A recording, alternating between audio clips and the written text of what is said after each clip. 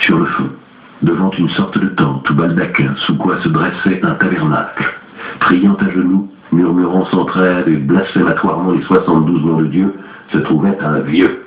Je sus par une subite fulguration du nous que c'était Heinrich Konrad. « Oh, solide dit celui-ci en se retournant et interrompant son oraison. « Que voulez-vous » Il avait l'air d'un tatou entaillé, d'un iguane sans âge. « Konrad, dit, la troisième rencontre n'a pas lieu. » Konrad explosa en une horrible imprécation. « Lapis exilis, et alors ?» Konrad, dit, vous pourriez lancer un appât et me mettre en contact avec la génération templière allemande. Voyons, dit Konrad, je pourrais demander à Mayer, qui est en contact avec beaucoup de gens à la cour, mais vous me direz alors le secret du lait virginal, du four très secret des philosophes. Dit sourit. Oh, le sourire divin de ce sage. Ensuite, il se contracta comme en prière et susurra tout bas. Quand donc tu voudras convertir et résoudre en eau ou en lait virginal le mercure sublimé, mets-le sur l'adamine entre la dent et l'écuelle avec la chose diligemment pulvérisée, et ne le couvre point, mais fais que l'air chaud frappe la matière nue, administre-lui le feu de 3 charbons, et garde-le vif pendant 8 jours solaires.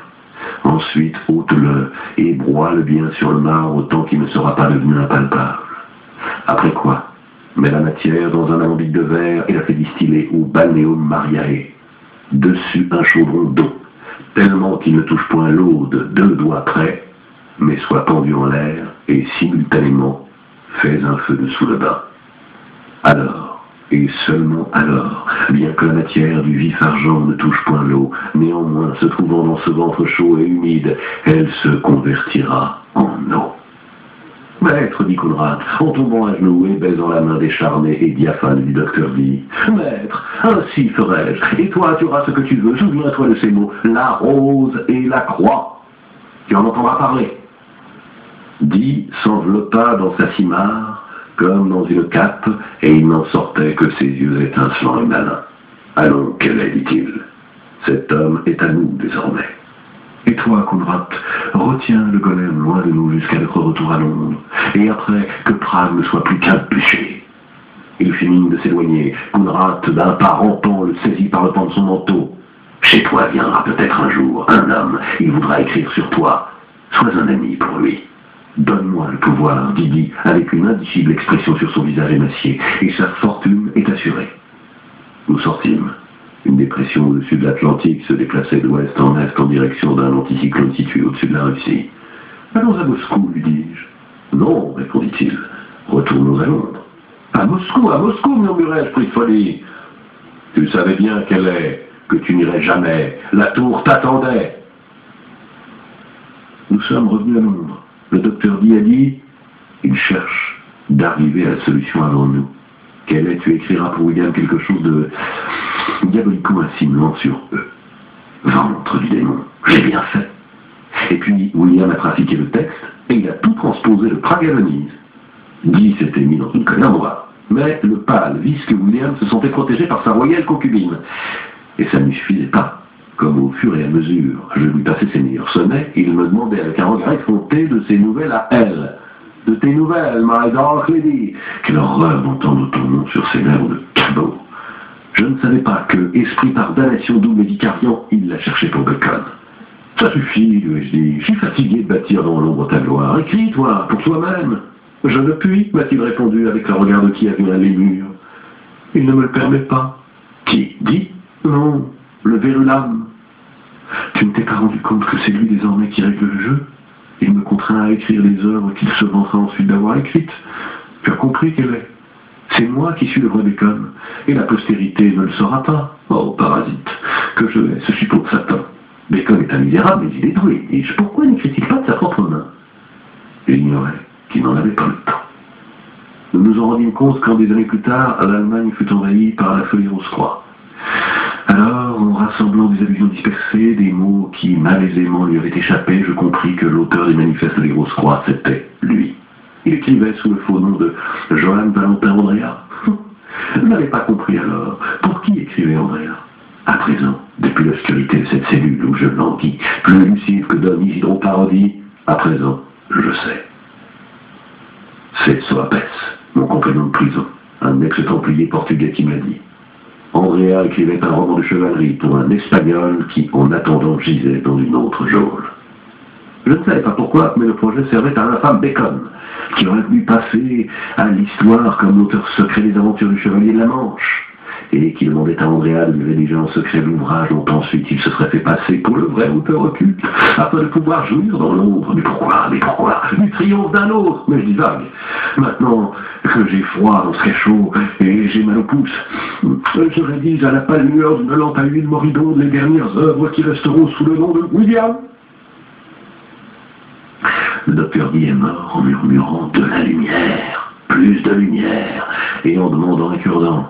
Puis il a dit « Qualis artifex pereo ». C'est Bacon qui l'a fait assassiner. Depuis des années, avant que la reine ne disparût, déglinguée d'esprit et de cœur, Verulam l'avait en quelque sorte séduite. Désormais, ses traits étaient altérés. Elle était réduite à l'état de squelette. Pour toute nourriture, elle n'avait plus qu'un petit pain blanc et une soupe de chicorée. Elle gardait à sa hanche une épée et, dans ses moments de colère, elle la plongeait avec violence dans les rideaux et les damas qui recouvraient les murs de sa retraite. Et si derrière, il y avait eu quelqu'un à l'écoute, ou un rat. Un rat? Bonne idée, vieux qu'elle est. Il faut que je la note. La vieille réduite à cet état, il fut facile à Bacon de lui faire croire qu'il était William, son bâtard. Comme il se présentait à ses genoux, elle, devenue aveugle, lui recouvert de la peau d'un mouton, la toison d'or. On a dit qu'il visait le trône, mais je savais qu'il voulait bien autre chose, la main mise sur le plan. C'est alors qu'il devint vicomte de Saint-Alban. Et comme il se sentit fort, Émile a dit « Ma reine est morte, eus-je le roi. J'étais désormais un témoin gênant. Il m'a attiré dans un piège un soir où enfin la Dark Lady aurait pu être mienne, et dansait enlacée avec moi, perdue sous le contrôle d'herbes capables de donner des visions. Elle, la Sophia éternelle au visage ridé de vieille chèvre. Il est entré avec une poignée d'un armée, m'a fait couvrir les yeux avec un chiffon, j'ai compris d'un coup, le vitriol. Et comme elle riait, elle, comme tu riais, toi, Pinball Lady, oh maiden virtue, rudely trumpet, oh gilded honor, shamefully misplaced. Tandis qu'il te touchait de ses mains rapaces, et toi tu l'appelais Simon, et tu lui baisais sa sinistre cicatrice. Dans la tour, riait le Verulam. Et depuis lors, je gis ici, en compagnie de cette larve humaine qui dit s'appeler Soapes. Et les geôliers me connaissent seulement comme Jim de la papaye. J'ai étudié à fond, et avec un zèle ardent, philosophie, droit et médecine, et aussi, hélas, théologie. Et me voilà ici, pauvre fou, et j'en sais autant qu'avant. Par une meurtrière, j'ai assisté aux noces royales avec les chevaliers à la rouge croix qui caracolaient au son des trompettes. J'aurais dû être là-bas, à jouer de la trompette. Cécilia le savait, et une fois encore m'avait été soustrait ma récompense, mon but. C'est William qui jouait. Moi j'écrivais dans l'ombre pour lui. Je te dirai comment te venger, m'a susurré Soapes. Et ce jour-là, il s'est montré sous son vrai jour, un abbé bonapartiste, depuis des siècles mis dans ce tombeau des vivants. Tu en sortiras lui ai-je demandé. Et avait-il commencé à répondre, mais ensuite il se tut, en tapant de sa cuillère sur le mur, dans un mystérieux alphabet qu'il me dit en confidence avoir reçu de Tripem, et a commencé à transmettre des messages à quelqu'un de la cellule d'à côté. Le comte de Montsalva. Les années ont passé. Soapes n'a jamais cessé de taper contre le mur. À présent, je sais pour qui et à quelle fin. Il s'appelle Nofurei. Dei. Par quelle mystérieuse cabale Dei et Di ont-ils une si proche résonance? Qui a dénoncé les Templiers? Renseigné par Soapes, a dénoncé Bacon. Ce qu'il a dit, je ne sais pas. Mais il y a quelques jours, Verulam a été emprisonné. Accusé de sodomie parce que, dirent-ils, je tremble à la pensée que ce fut vrai, toi, la Dark Lady, la Vierge Noire des druides et des Templiers, tu n'étais rien d'autre. Tu n'étais rien d'autre que l'éternelle androgyne sortie des mains savantes de qui? De qui? À présent, je le sais, de ton amant, le comte de Saint-Germain. Mais qui est Saint-Germain sinon Bacon soi-même? Que de choses sait Soapes et cet obscur templier aux nombreuses vies. Le Verulam est sorti de prison. Il a regagné par ses arts magiques la faveur du monarque. Maintenant, dit William, il passe ses nuits le long de la Tamise, au Pilet's Pub, à jouer avec cette étrange machine que lui a inventé un natif de Nola, qu'ensuite il a fait affreusement brûler à Rome, après l'avoir attiré à Londres pour lui arracher son secret. une machine astrale, dévoreuse de sphères affolées, que, à travers l'infini de l'univers et des mondes, au milieu d'un rutilement de lumière angélique, donnant d'obscènes coups de bête triomphantes, le pubis contre la caisse, pour simuler les vicissitudes des corps célestes, dans la demeure des décans, et comprendre les derniers secrets de sa grande instauration, et le secret même de la nouvelle Atlantide. Il a appelé Gottlieb, en parodiant la langue sacrée des manifestes attribués à Andrea. « Je m'exclame !»« Ah !» s'écria-t-il, maintenant la conscience lucide, mais trop tard et en vain, tandis que mon cœur bat visiblement sous les dentelles du corselet. Voilà pourquoi il m'a dérobé la trompette, amulette, talisman, lien cosmique qui pouvait commander aux démons. Qu'est-ce qui peut bien tramer dans sa maison de Salomon? Il est tard, me répétai-je. Désormais, on lui a donné trop de pouvoir. On dit que Bacon est mort. Soapes m'assure que ce n'est pas vrai. Personne n'en a vu le cadavre. Il vit sous un faux nom, chez le landgrave de S, maintenant initié au plus grand mystère, et donc immortel, prêt à poursuivre sa ténébreuse bataille pour le triomphe du plan, en son nom et sous son contrôle. Après cette mort présumée, William est venu me trouver avec son sourire hypocrite, que la grille n'arrivait pas à me cacher. Il m'a demandé pourquoi, dans le sonnet 111, je lui avais écrit au sujet d'un certain teinturier. Et il m'a cité le vers. To what it works in, like the dyer's hand. Moi, je n'ai jamais écrit ces mots, ai-je dit. Et c'était vrai, c'est clair. Bacon les a insérés avant de disparaître pour laisser quelques mystérieux signaux à ceux qui devront par la suite donner l'hospitalité à Saint-Germain, de cours en cours, en qualité d'expert S peinture. Je pense que dans les temps futurs, il essaiera de faire croire qu'il a écrit, lui, les œuvres de William. Comme tout devient évident quand on regarde de la nuit d'une geôle. Where art thou, Muse, that thou forget so long? Je me sens là, malade.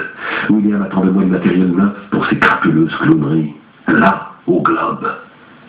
Soapes est en train d'écrire. Je regarde par-dessus son épaule. Il est en train de tracer un message incompréhensible. Riveron, past Eve and Adams. Il cache la feuille, me regarde, me voit plus pâle qu'un spectre, lisant mes yeux la mort. Il susurre, repose mes craintes, j'écrirai pour toi. Et c'est ce qu'il fait, masque d'un masque. Moi, lentement, je m'éteins. Et il me dérobe jusqu'à la dernière lumière, celle de l'obscurité. Bien que la volonté soit bonne, Belpo nous raconta avec détachement ce qu'il avait imaginé, sans nous lire ses pages et en éliminant les références personnelles.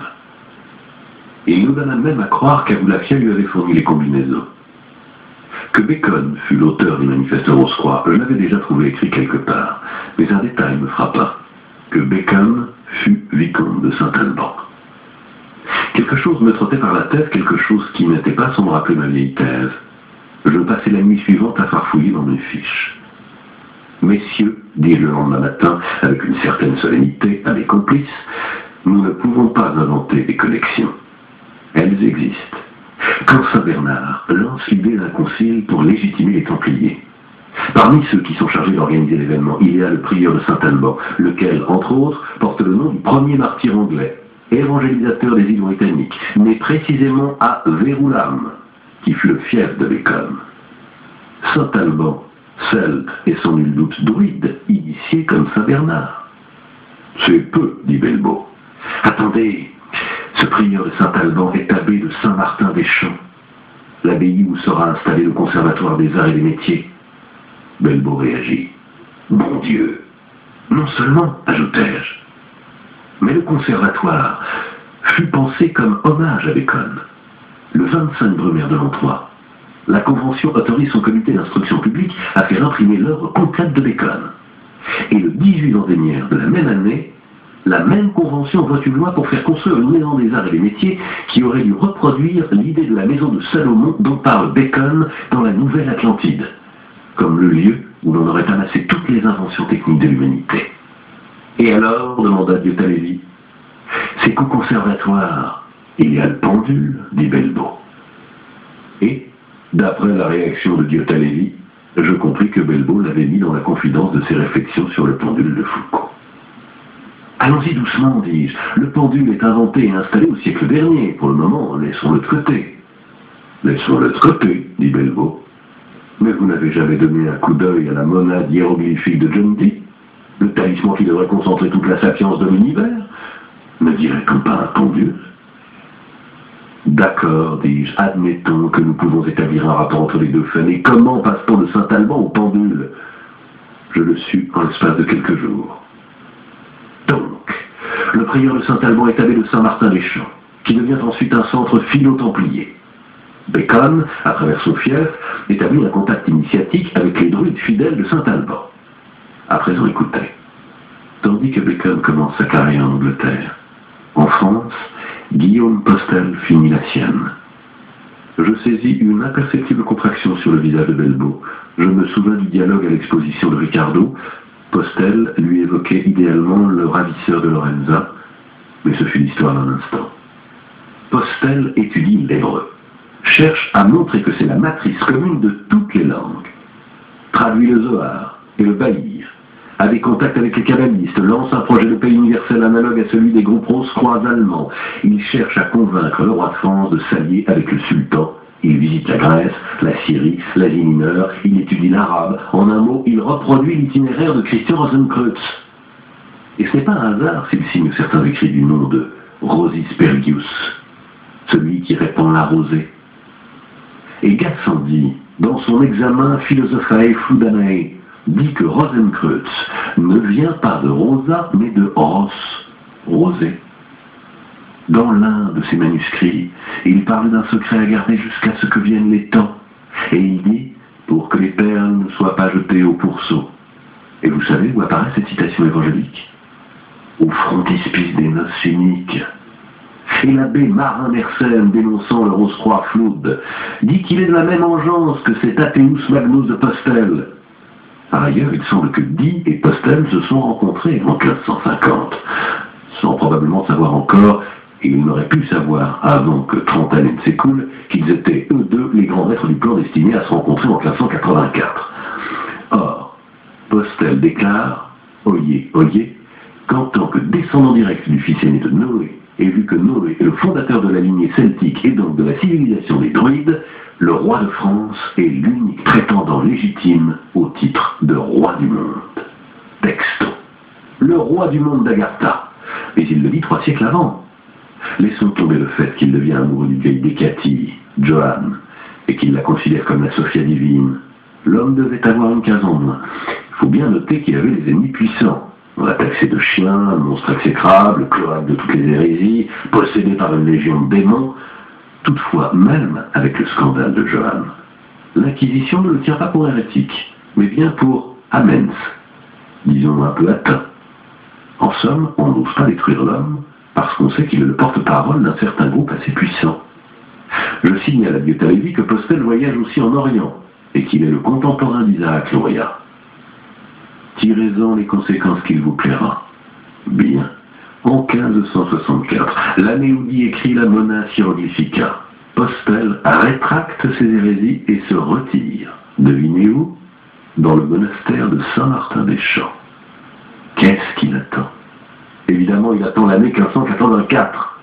Évidemment, confirma Dieu-Talévi. Je poursuis.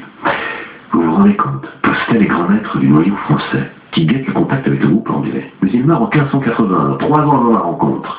Conclusion.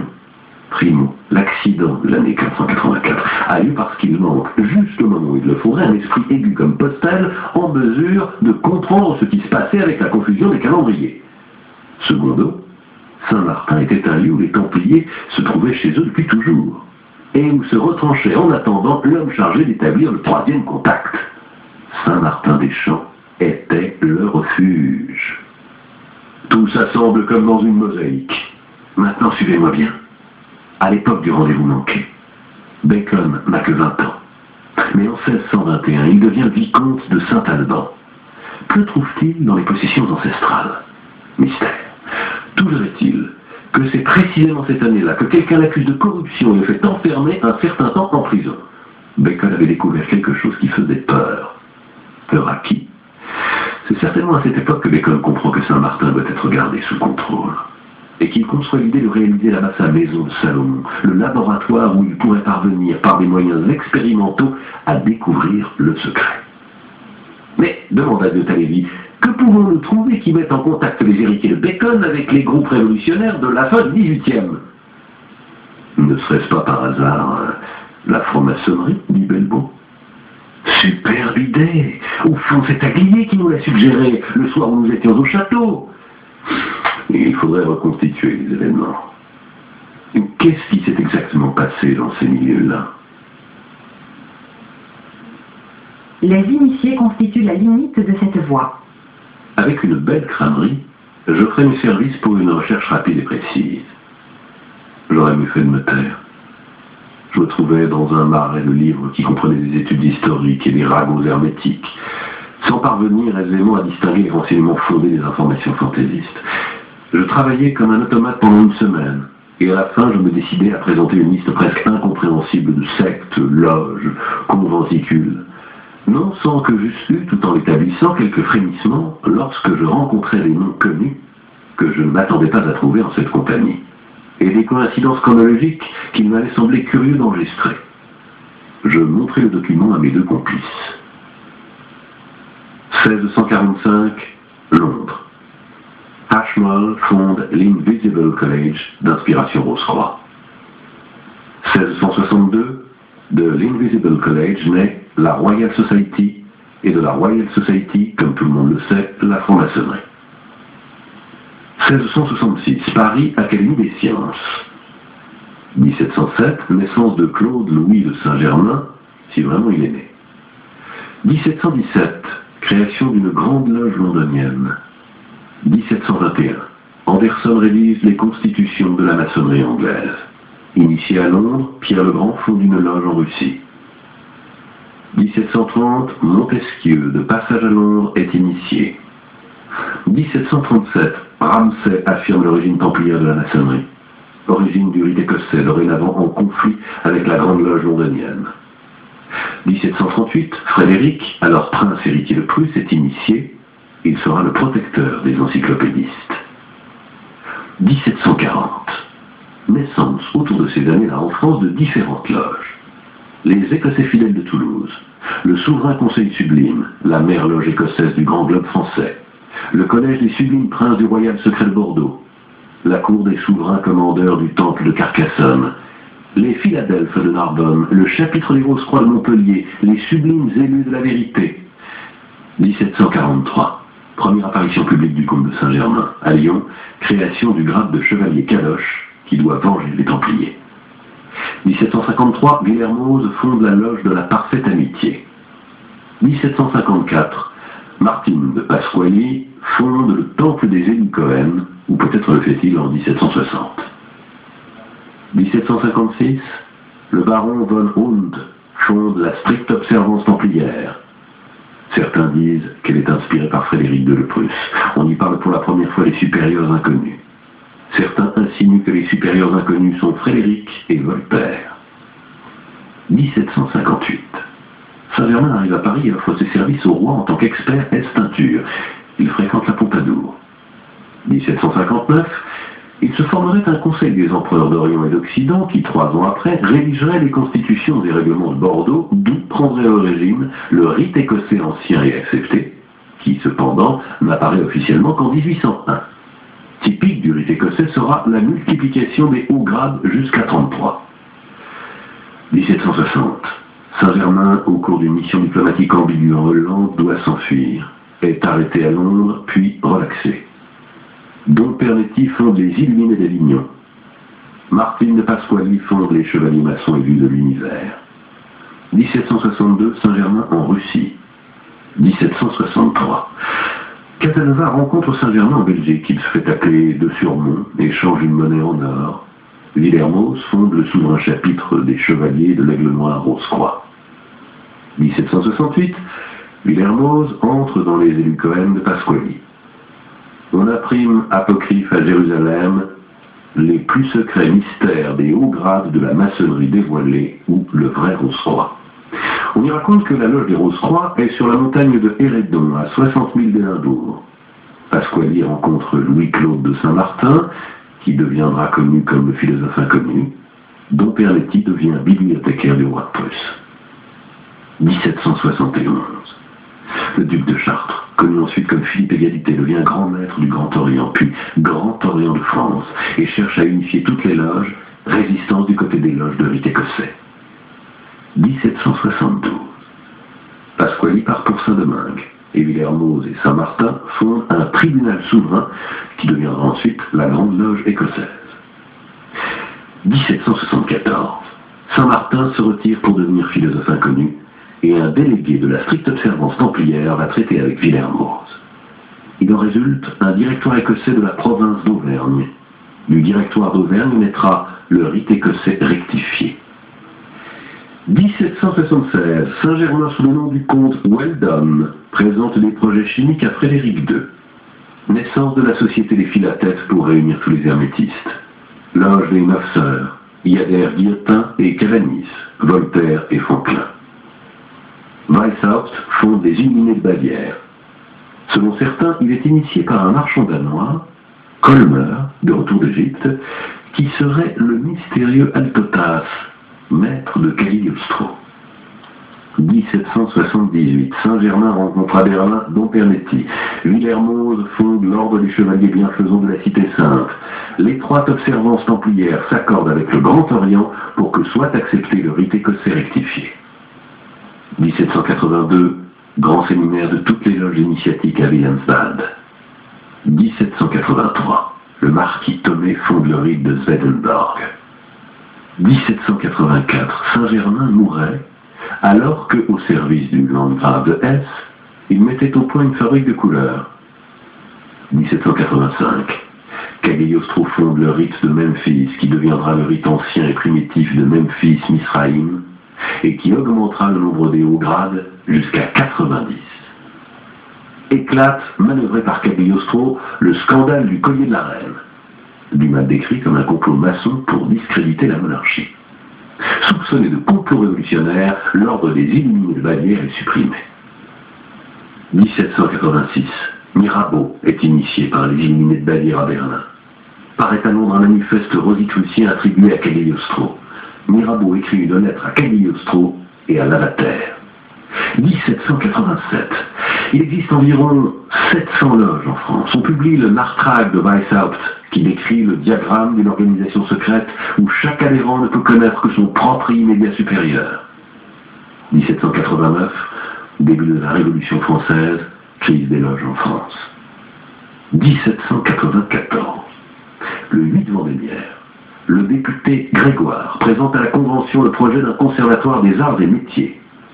Il sera installé à Saint-Martin-des-Champs en 1799 par le Conseil des 500. Le duc de Brunswick invite les loges à se dissoudre parce qu'une venimeuse secte subversive les a désormais toutes corrompues. 1798, arrestation de Cagliostro à Rome. 1801, à Charleston, on annonce la fondation officielle d'un rite écossais ancien et accepté avec 33 grades.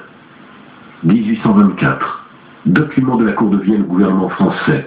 On y dénonce des associations secrètes telles que les Absolus, les Indépendants, la haute vente de la charbonnerie. 1835, le caballiste Oettinger dit avoir rencontré Saint-Germain à Paris. 1846, l'écrivain viennois Franz Graffer publie la relation d'une rencontre de son frère et de Saint-Germain entre 1788 et 1790. Saint-Germain accueille le visiteur en feuilletant un livre de Paracelse. 1865. Fondation de la Societas Rosicruciana in Anglia, d'après d'autres sources en 1860 ou en 1867. Y adhère Bulwer-Lytton, auteur du roman rosicrucien Zanoni. 1868. Bakounine fonde l'Alliance de la démocratie socialiste, inspirée selon certains des Illuminés de Bavière. 1875. Elena Petrovna Blavatsky fonde la Société théosophique, parution de Isis dévoilée. Le baron Spedalieri se proclame membre de la Grande Loge des Frères Solitaires de la Montagne, frère illuminé de l'ordre ancien et restauré des manichéens, et haut illuminé des martinistes. 1877, Madame Blavatsky parle du rôle théosophique de Saint-Germain. Parmi ces incarnations, il y a eu Roger et Francis Bacon, Rosenkreutz, Proclos, Saint-Alban. Le Grand Orient de France supprime l'invocation au grand architecte de l'univers et proclame la liberté de conscience absolue. Il rompt ses liens avec la Grande Loge anglaise et devient résolument laïque et radical. 1879. Fondation de la Societas Rosicruciana aux USA. 1880, début de l'activité de Saint-Yves d'Alvèdre. Léopold Engler et organise les Illuminés de Bavière. 1884, Léon XIII condamne dans l'encyclique Humanum Genus la franc-maçonnerie. Les catholiques la désertent et les rationalistes s'y précipitent. 1888, Stanislas de Guaita fonde l'ordre cabalistique de la Rose-Croix. Fondation en Angleterre de l'Hermetic Order of the Golden Dawn. 11 grades du néophyte à l'Ipsissimus. On est empereur MacGregor Matter. Sa sœur épouse Bergson. 1890, Joséphin Péladan abandonne Guaita et fonde la Rose-Croix catholique du Temple et du Graal, se proclamant Tsar Mérodach. La dispute entre les Rosicruciens de Guaita et ceux de Péladan s'appellera Guerre des deux roses. 1891, Pappus publie son traité méthodique de sciences occultes. 1898, Alistair Crowley, initié à la Golden Dawn. Il fondera ensuite l'ordre de Téléma pour son propre compte. 1907, de la Golden Dawn naît la Stella Matutina, à quoi adhère Yeats.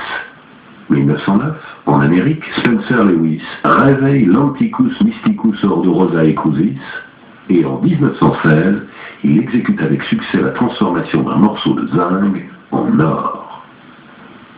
Max Endel fonde la Rosicrucian Fellowship. À des dates incertaines suivent le Lectorium Rosicrucianum, les Frères aînés de la Rose-Croix, la Fraternitas Hermetica, le Templum Rosacrucis. 1912, Annie Besant, disciple de Madame Blavatsky, fonde à Londres l'Ordre du Temple de la Rose-Croix. 1918, naissance en Allemagne de la société Tulle. 1936, naissance en France du grand prieuré des Gaules. Dans les cahiers de la fraternité polaire, Enrico Contardi di Rodio parle d'une visite que lui a faite le comte de Saint-Germain. Qu'est-ce que signifie tout ça demanda Diata Lévy. Ne me le demandez pas à moi, vous vouliez les donner, les voici. Je ne sais rien d'autre. Il faudra consulter Aguillier, je parie que lui-même ne connaît pas toutes ces organisations. Allons donc, c'est sa pâture. Mais nous pouvons le mettre à l'épreuve. Ajoutons une secte qui n'existe pas, fondée récemment. Il me revint à l'esprit la curieuse question de De Angelis, si j'avais entendu parler du tresse. Et je dis, le tresse. Mais qu'est-ce que c'est demanda Belbeau. S'il y a l'acrostiche, il doit y avoir le texte sous-jacent, dit Diata Lévy, autrement mes rabbins n'auraient plus s'adonner au notaricon. Voyons voir. Templi resurgentes, equites in artici. Ça vous va? Le nom non plus. Nous l'écrivîmes au bout de la liste. Avec tous ces conventicules, en un remplir de plus n'était pas une mince affaire, disait Diata Lévy, pris d'un accès de vanité. Dilettantisme. Le lendemain soir, nous invitâmes Aguillier à faire une visite à Pilade. Encore que les nouveaux habitués du bar fussent revenus au veston et à la cravate, la présence de notre hôte, avec son costume 3 pièces bleues à fine raie blanche et sa chemise immaculée, la cravate fixée par une épingle d'or, provoqua une certaine sensation. Par chance, à 6 heures de l'après-midi, Pilade était assez dépeuplé. Aguillier décontenança Pilade en commandant un cognac de marque. Il en avait naturellement, mais qui trônait sur les étagères derrière le comptoir, intact, peut-être depuis des années. Aguillier parlait en observant la liqueur à contre-jour, pour ensuite la réchauffer dans ses mains, exhibant à ses manchettes des boutons d'or de style vaguement égyptien. Nous lui montrâmes la liste en disant que nous l'avions établie à partir de manuscrits des diaboliques. Que les Templiers fussent liés aux anciennes loges des maîtres maçons qui se sont formés pendant la construction du temple de Salomon, c'est certain. Comme il est certain que depuis lors, ses associés se référaient au sacrifice de l'architecte du temple, Hiram, victime d'un mystérieux assassinat, et qu'il se vouait à sa vengeance. Après la persécution, beaucoup des chevaliers du temple confluèrent certainement dans ces confréries d'artisans, fusionnant le mythe de la vengeance d'Hiram avec celui de la vengeance de Jacques de Molay. Au XVIIIe siècle, à Londres, il existait des loges d'artisans maçons véritables, les prétendues loges opératives. Mais graduellement, certains gentilshommes désœuvrés, encore que fort respectables, attirés par leur rite traditionnel, rivalisèrent pour en faire partie. Ainsi, la maçonnerie opérative, histoire de véritables artisans maçons, s'est-elle transformée en maçonnerie spéculative, histoire d'artisans maçons symboliques. Dans ce climat, un certain Desaguliers, vulgarisateur de Newton, influence un pasteur protestant, Anderson, qui rédige les constitutions d'une loge de frères maçons d'inspiration déiste, et commence à parler des confréries maçonniques comme de corporations qui remontent à 4000 ans, au fondateur du temple de Salomon. Voilà les raisons de la mascarade maçonnique, le tablier, l'équerre, le marteau. Pourtant, c'est peut-être précisément pour cela que la maçonnerie devient à la mode, attire les nobles, pour les arbres généalogiques qu'elle laisse entrevoir.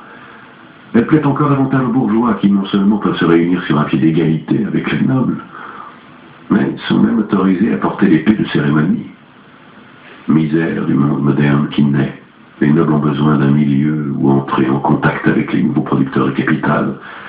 Les autres, vous pensez bien, cherchent une légitimation. Mais il semble que les Templiers apparaissent plus tard. Le premier qui a établi un rapport direct avec les Templiers est Ramsay, dont cependant j'aimerais mieux ne point parler. Je soupçonne personnellement qu'il était inspiré par les Jésuites. C'est de sa prédication que naît l'aile écossaise de la maçonnerie. Écossaise en quel sens? Le rite écossais est une invention franco-allemande. La maçonnerie londonienne avait institué les 3 degrés, apprenti, compagnon et maître. La maçonnerie écossaise multiplie les grades, parce que multiplier les grades, cela signifie multiplier les niveaux d'initiation et de secret. Les Français, qui sont fats par nature, en sont fous. Mais quel secret? Aucun, c'est évident.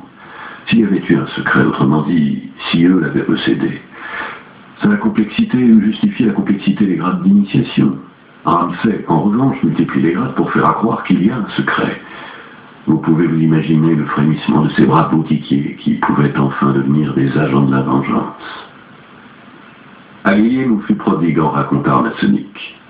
Et tout en parlant, comme il en avait l'habitude, il passait insensiblement à l'évocation à la première personne. Désormais, à cette époque, en France, on écrivait des couplets sur la nouvelle mode des frimaçons. Les loges se multipliaient et y circulaient archevêques, moines, marquis et marchands. Et les membres de la maison royale devenaient grands maîtres. Dans la stricte observance templière de ce patibulaire von Hund, entraient Goethe, Lessing, Mozart, Voltaire. Des loges surgissaient parmi les militaires.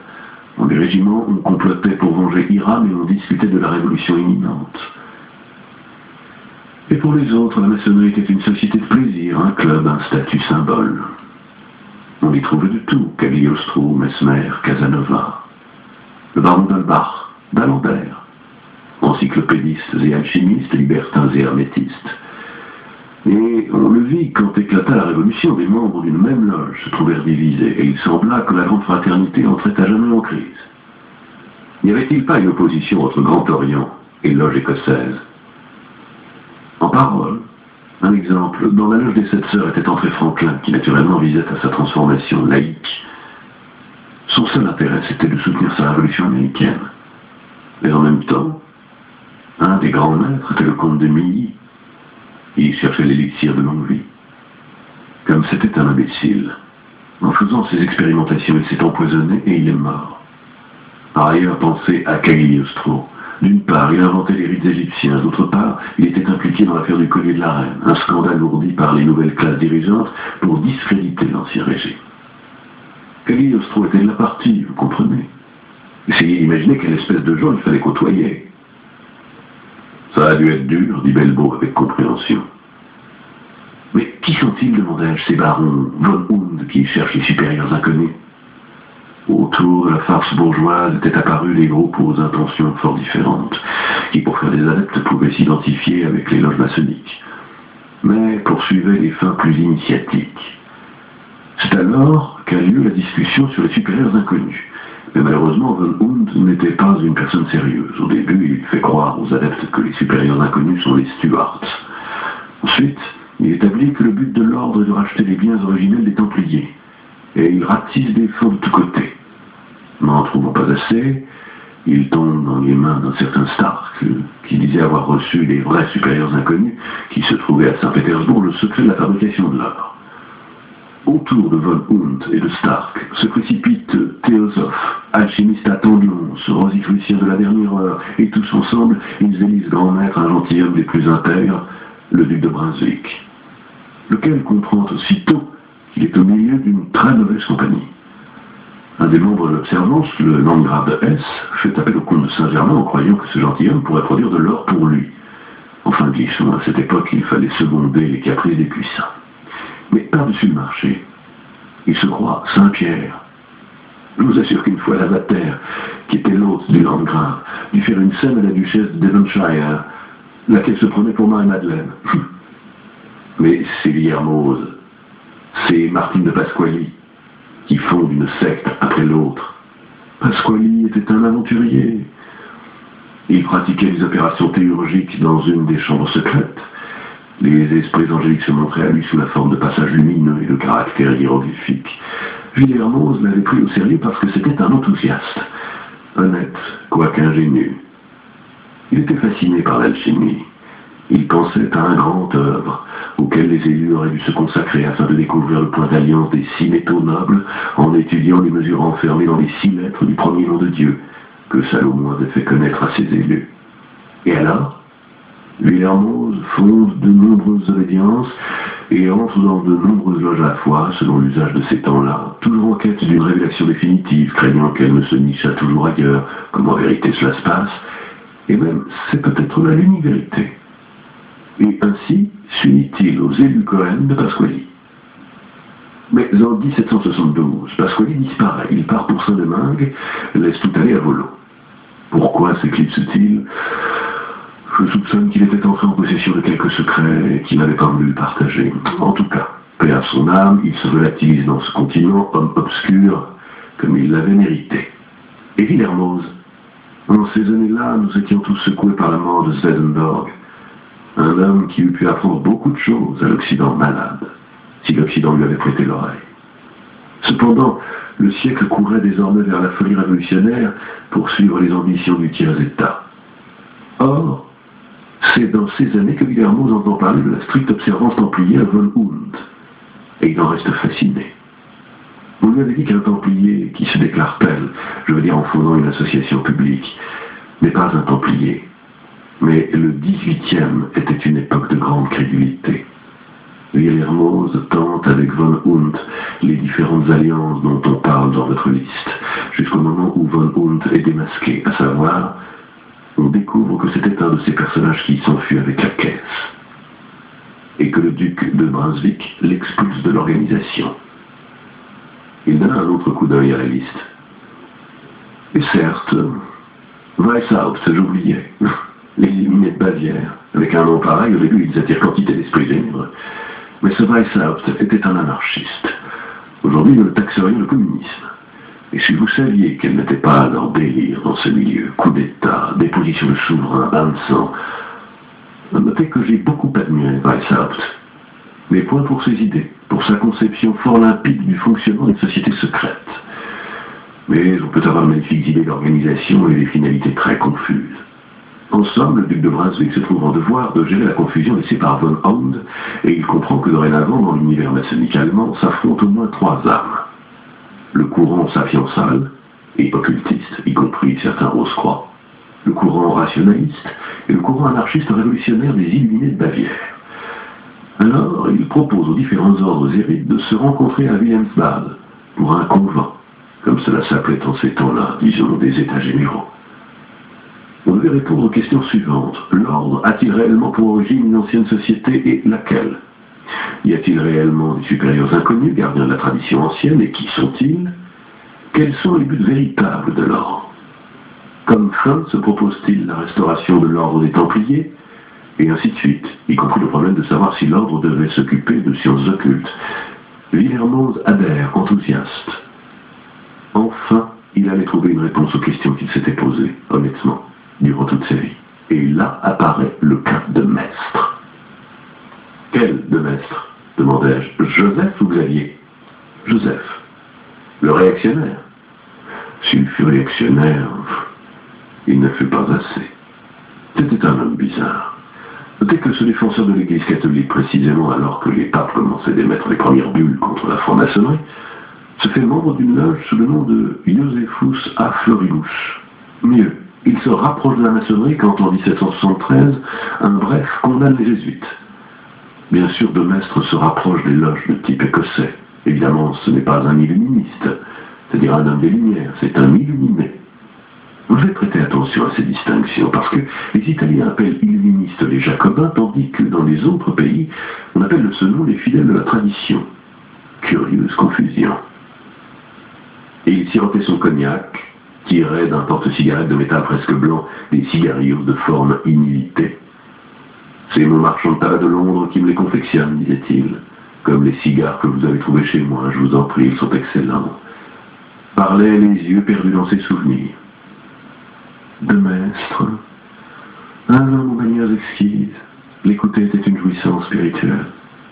Il avait acquis une grande autorité dans les cercles initiatiques, et pourtant, à Wilhelmsbad, il trahit l'attente de tout le monde. Il envoie une lettre au duc où il refuse résolument la filiation templière, les supérieurs inconnus et l'utilité des sciences ésotériques. Il refuse par fidélité à l'Église catholique, mais il le fait avec des arguments d'encyclopédiste bourgeois. Quand le duc a lu la lettre à un cénacle d'intime, personne ne voulait y croire. De Maistre affirmait maintenant que le but de l'ordre n'était qu'une réintégration spirituelle et que les cérémoniales et les rites traditionnels ne servaient qu'à tenir en alerte l'esprit mystique. Il louait tous les nouveaux symboles maçonniques, mais il disait que l'image, qui représente plusieurs choses, ne représente plus rien. Ce qui, pardonnez-moi, est contraire à toute la tradition hermétique, parce que le symbole est d'autant plus plein, révélateur, puissant, qu'il est plus ambigu, fugace. Sinon, où finit l'esprit d'Hermès, le dieu aux 1000 visages?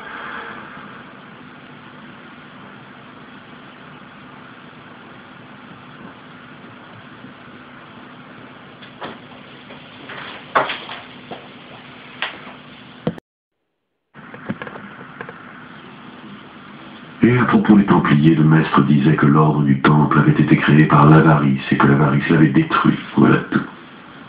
Le Savoyard ne pouvait oublier que l'ordre avait été détruit avec l'approbation du pape. Jamais se fier aux légitimistes catholiques, pour ardente que soit leur vocation hermétique. De même, la réponse sur les supérieurs inconnus était risible. Ils n'existent pas, et la preuve, c'est que nous ne les connaissons pas. On lui objecta que certainement nous ne les connaissons pas, autrement ils ne seraient pas inconnus. Vous ne croyez pas que c'était de sa part une drôle de façon de raisonner? Curieux qu'un croyant de cette trempe pût être à ce point imperméable au sens du mystère. Après quoi, De Maistre lançait l'appel final. Revenons aux évangiles et abandonnons les folies de Memphis. Il ne faisait que reproposer la ligne millénaire de l'Église. Vous comprenez dans quel climat s'est passée la réunion de Wilhelmsbad. Avec la défection d'une autorité comme De Maistre, Villermoz fut mis en minorité, et on put en tout et pour tout réaliser un compromis. On maintint le rite templier, on renvoya toute conclusion au sujet des origines, bref, un échec. Ce fut à ce moment-là que l'écossisme laissa passer l'occasion. Si les choses s'étaient déroulées différemment, peut-être que l'histoire du siècle à venir eût été différente. Et après, demandai-je, on n'a plus rien rafistoler? Mais que voulez-vous qu'on rafistole là, pour user de faux vocable? 3 ans plus tard, un prédicateur évangélique qui s'était uni aux Illuminés de Bavière, un certain Lanz, meurt, frappé par la foudre dans un bois. On trouve sur lui des instructions de l'ordre, le gouvernement bavarois intervient, on découvre que Weishaupt était en train de comploter contre le gouvernement, et l'ordre est supprimé l'année suivante. Non seulement, mais on publie les écrits de Weishaupt avec les projets présumés des Illuminés qui discréditent pour un siècle tout le néo-templarisme français et allemand. Notez que les Illuminés de Weishaupt étaient probablement du côté de la maçonnerie jacobine, et qu'ils s'étaient infiltrés dans le courant néo-templier pour le détruire. Ce ne doit pas être un hasard si cette mauvaise engeance avait attiré de son côté Mirabeau, le tribun de la Révolution. Je peux vous faire une confidence? Dites, des hommes comme moi, intéressés à renouer les fils d'une tradition perdue, se trouvent désorientés face à un événement comme Wilhelmsbad. Quelqu'un avait deviné et s'est tu. Quelqu'un savait et a menti. Et après, ce fut trop tard. D'abord le tourbillon révolutionnaire, ensuite la meute de l'occultisme du XIXe siècle. Regardez votre liste, une kermesse de la mauvaise foi et de la crédulité, croc en jambe, excommunication réciproque, secret qui circule dans la bouche de tout le monde, le théâtre de l'occultisme. Les occultistes sont peu dignes de foi, ne dirait-on pas? Demanda Belbo. Il faut savoir distinguer l'occultisme de l'ésotérisme. L'ésotérisme est la recherche d'un savoir qui se transmet seulement par des symboles, hermétiquement fermés aux profanes. Par contre, l'occultisme qui se répand au XIXe siècle est la pointe de l'iceberg.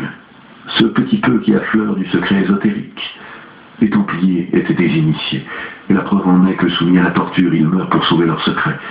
C'est la force avec laquelle ils l'ont occulté, qui nous rend sûrs de leur initiation, et nostalgiques de ce qu'ils avaient su.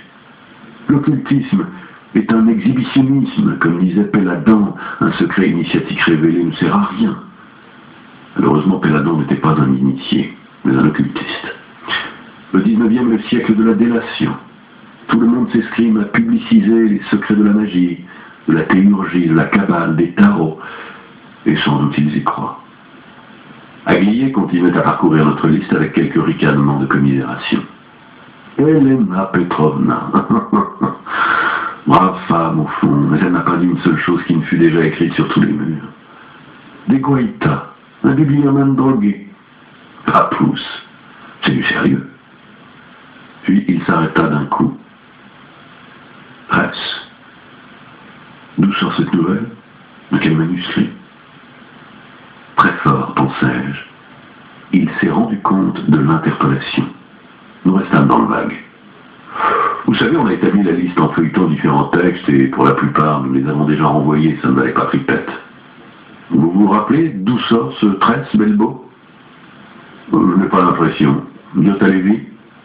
Tant de jours sont déjà passés, c'est important? Nullement, nous rassura Aglier. C'est parce que je ne l'avais jamais entendu nommer. Bien vrai. Vous ne pouvez pas me dire qui le citait. Nous étions désolés, nous ne nous rappelions pas. Aglier tira sa montre de son gousset. Mon Dieu, j'avais un autre rendez-vous. Vous voudrez bien m'excuser? Il nous avait quittés et nous étions restés à discuter. Maintenant, tout est clair. Les Anglais lancent la proposition maçonnique pour coaliser tous les initiés d'Europe autour du projet béconien. Mais le projet ne réussit qu'à moitié. L'idée que les béconiens élaborent est si fascinante qu'elle produit des résultats contraires à leur attente. Le courant dit écossais voit dans le nouveau conventicule une manière de reconstituer la succession et il prend contact avec les Templiers allemands. Aglier trouve l'histoire incompréhensible, c'est évident. Nous seuls à présent pouvons dire ce qui s'est passé, ce que nous voulons qu'il se soit passé. À ce moment-là, les différents noyaux nationaux entrent en lice les uns contre les autres.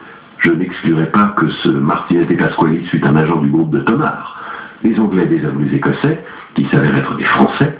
Les Français sont évidemment divisés en deux groupes, le philo anglais et le philo allemand. La franc-maçonnerie est la couverture extérieure, le prétexte grâce auquel tous ces agents de groupes différents, Dieu sait où ont fini les Pauliciens et les Hiérosonymites, se rencontrent et s'affrontent, cherchant tour à tour à s'arracher quelques lambeaux de secret. La maçonnerie, c'est comme le Ritz-Café de Casablanca, dit Belbo. Ce qui met cul par-dessus tête l'opinion commune. La maçonnerie n'est pas une société secrète. Allons donc, seulement un port-franc, comme Macao, et une façade, le secret se trouve ailleurs. Pauvre maçon. Le progrès de ses victimes, vous admettez cependant que nous sommes en train de retrouver une rationalité immanente de l'histoire. La rationalité de l'histoire est un effet d'une bonne réécriture de la Torah, dit Giotta Levi. Et ainsi faisons-nous, et que soit toujours béni le nom du Très-Haut. Ça va, dit Belban. Maintenant, les Béconiens ont Saint-Martin-des-Champs, l'aile néo-templière franco-allemande se désagrège en une myriade de sectes, mais nous n'avons pas encore décidé de quel secret il s'agit. C'est là que je vous attends, dit Giotta Levi. Vous, nous sommes tous dans le même bain. Si nous ne nous en tirons pas honorablement, nous faisons figure de pauvres types. Devant qui? Mais devant l'histoire, devant le tribunal de la vérité. Quid est veritas? Demanda Belbo. Nous, dis-je. Cette herbe est appelée chasse-diable. Dans les jours qui suivirent, je négligeais le plan. La grossesse de Lia touchait à son terme, et je restais avec elle. À peine le pouvais-je. Lia calma mon anxiété, car, disait-elle, ce n'était pas encore le moment. Elle suivait un cours pour l'accouchement sans douleur, et moi j'essayais de suivre ses exercices. Lia avait refusé l'aide que la science lui offrait pour nous faire savoir à l'avance le sexe du futur bébé. Elle voulait la surprise. J'avais accepté cette bizarrerie. Je lui tâtais le ventre, je ne me demandais pas ce qui en sortirait. Nous avions décidé de l'appeler la chose. Je demandais seulement comment je pourrais participer à l'accouchement. Elle est à moi aussi, la chose, disais-je. Je ne veux pas jouer les pères qu'on voit au cinéma qui font les 100 pas dans le couloir en allumant leur cigarette avec leur mégot. Bon, tu ne pourras pas faire grand-chose de plus. Il y a un moment où c'est mon affaire, et puis, toi tu ne fumes pas, et tu ne voudras pas prendre ce vice à cette occasion. Et alors, qu'est-ce que je fais? Tu participes avant et après. Après, si c'est un garçon, tu l'éduqueras, tu le forgeras. Tu lui créeras son beau petit Oedipe, comme il convient. Tu te prêteras en souriant au parricide rituel, quand les temps seront venus, et sans faire d'histoire. Et puis un jour, tu lui montreras ton misérable bureau, les fiches, les épreuves de la merveilleuse histoire des métaux, et tu lui diras, mon fils, tout ça, un jour, t'appartiendra. Et si c'est une fille, tu lui diras, ma fille, tout ça, un jour, appartiendra à ton feignant mari. Et avant, pendant les douleurs, entre une douleur et l'autre, du temps passe et il faut compter. Parce qu'au fur et à mesure que l'intervalle se raccourcit, le moment approche. Nous compterons ensemble. Et toi, tu me donneras le rythme, comme au rameur dans les galères. Ce sera comme si toi aussi, petit à petit, tu faisais sortir la chose de sa petite galerie obscure. Le pauvre, la pauvrette. Tu vois, à présent, elle se trouve si bien dans le noir. Elle suce les humeurs ainsi qu'une pieuvre, tout gratis. Et puis hop là, elle jaillira à la lumière du soleil, clignera des yeux et dira « Où diable suis-je tombé ?» Et le pauvre, la pauvrette. Et elle n'aura pas encore connu M. Garamond. Eh bien, exerçons-nous à compter.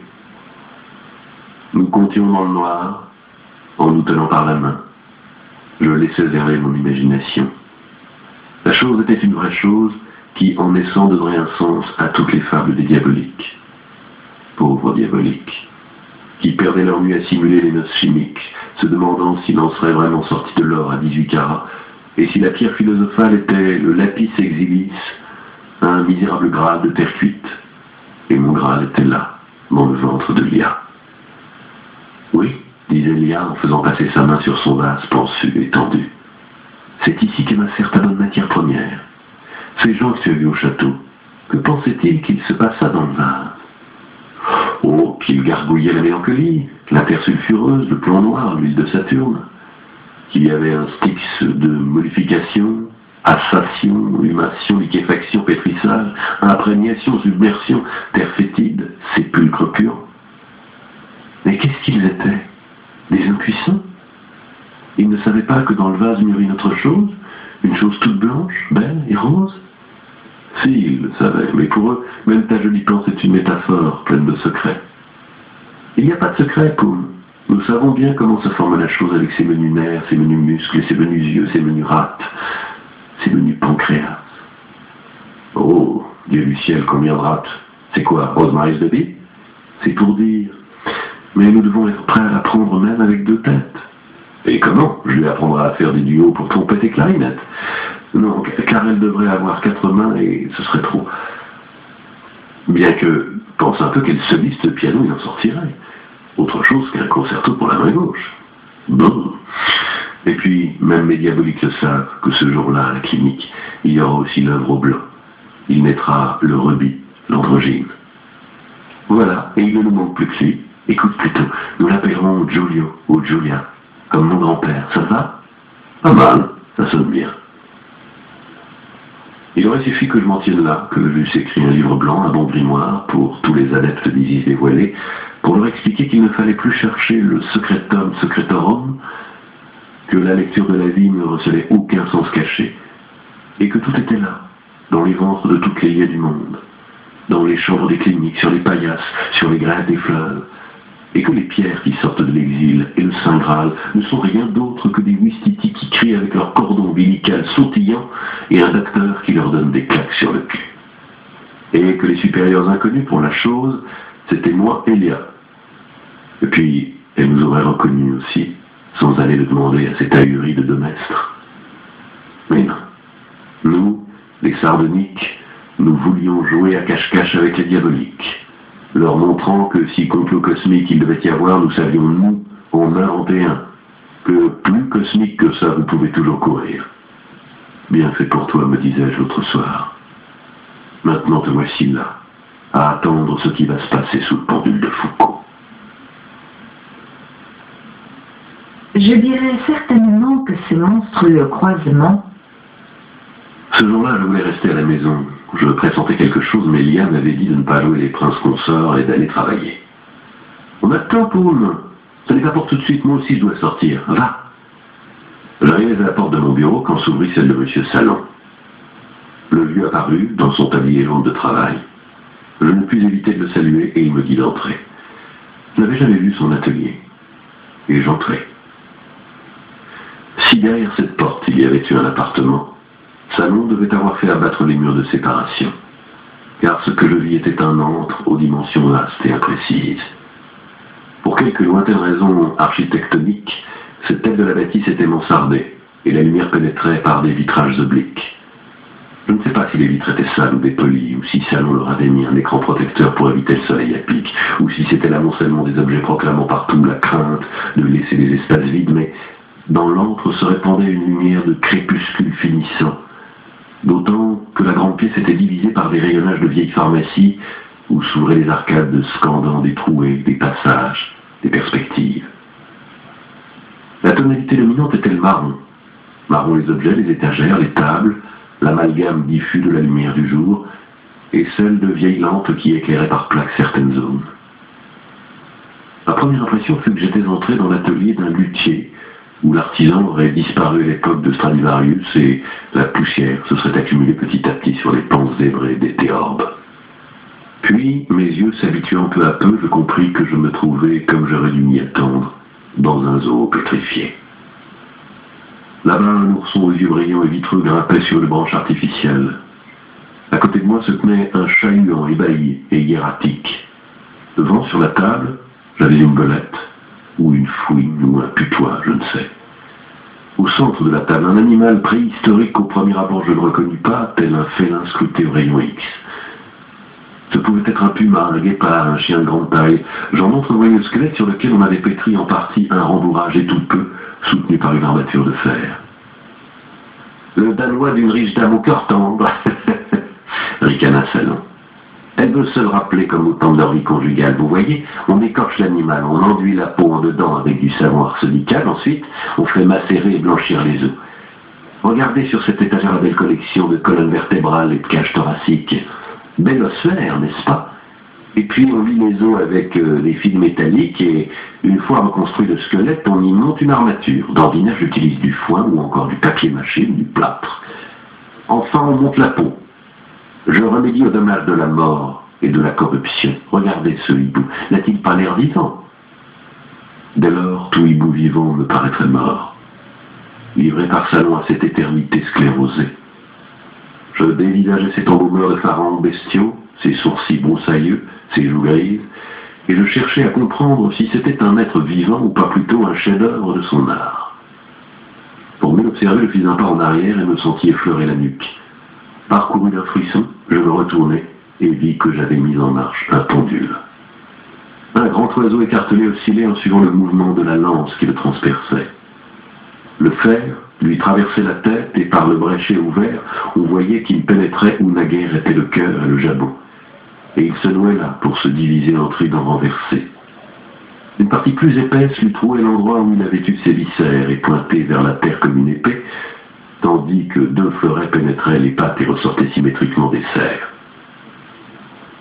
L'oiseau se balançait légèrement et les trois pointes indiquaient sur le sol la trace qu'elles auraient laissée, si elles l'avaient effleuré.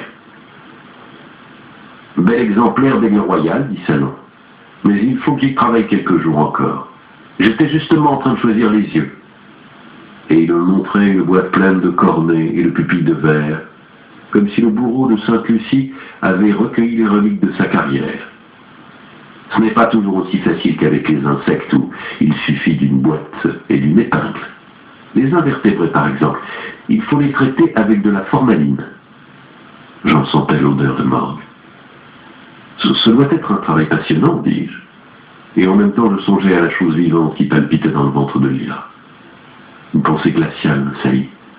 Si la chose mourait, me dis-je, je veux l'enterrer de mes propres mains, qu'elle nourrisse tous les vers du sous-sol et engraisse la terre, ainsi seulement je la sentirai vivante. Je me ressaisis, parce que Salon était en train de parler, et il tirait à lui une étrange créature perchée sur une de ses étagères. Elle devait être longue d'une trentaine de centimètres, et c'était certainement un dragon, un reptile aux grandes ailes noires et membraneuses, avec une crête de coq et la gueule grande ouverte hérissée de minuscules dents en forme de scie.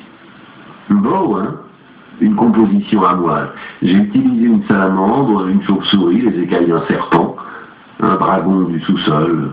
Je me suis inspiré de ça.